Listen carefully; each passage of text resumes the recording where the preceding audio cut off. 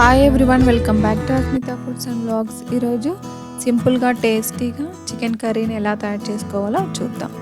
Stove on చేసి pan పెట్టుకొని 3 table స్పూన్ల ఆయిల్, ఒక ఆనియన్ని చిన్నగా కట్ చేసుకొని వేసుకొని కొద్దిసేపు వేయించుకోవాలి.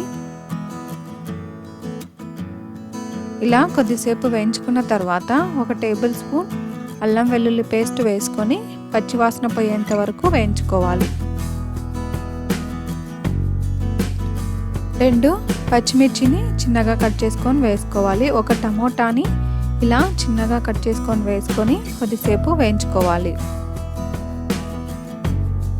ఇలా వేగిపోయిన తర్వాత 1 టేబుల్ స్పూన్ కారం, 1/2 టేబుల్ స్పూన్ పసుపు, 1 టేబుల్ స్పూన్ ధనియాల పొడి వేసుకొని అంతా ఒకసారి కలుపుకొని కొన్ని వాటర్ యాడ్ చేసి కొద్దిసేపు వేయించుకోవాలి.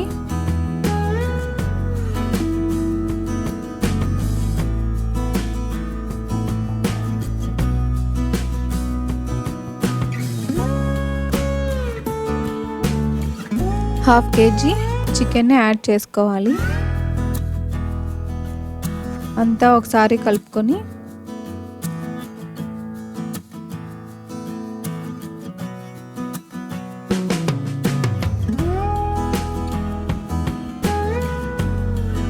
మూత మూసిపెట్టి 3 నిమిషాల సేపు హై ఫ్లేమ్లో ఉడికించుకోవాలి.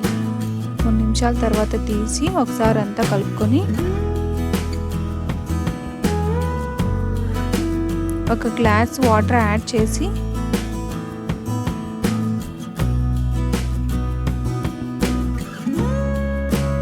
రుచికి సరిపడినంత ఉప్పు వేసుకొని అంతా ఒకసారి కలుపుకోవాలి.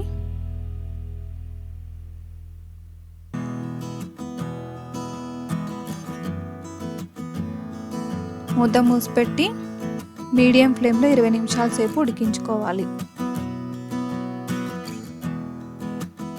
20 నిమిషాల తర్వాత తీసి 1 టేబుల్ స్పూన్ చికెన్ మసాలా వేసుకోవాలి. ఇలా చికెన్ మసాలా వేసుకొని లో ఫ్లేమ్లో 5 నిమిషాల సేపు ఉడికించుకోవాలి. లాస్ట్లో కొంచెం కొత్తిమీర వేసుకొని ఒకసారి అంతా కలుపుకొని సర్వింగ్ బౌల్లోకి సర్వ్ చేసుకుంటే ఈజీగా టేస్టీగా చికెన్ కర్రీ రెడీ. ఈ రెసిపీ మీకు నచ్చినట్లయితే లైక్ చేయండి, మీ ఫ్రెండ్స్కి రిలేటివ్స్కి షేర్ చేయండి.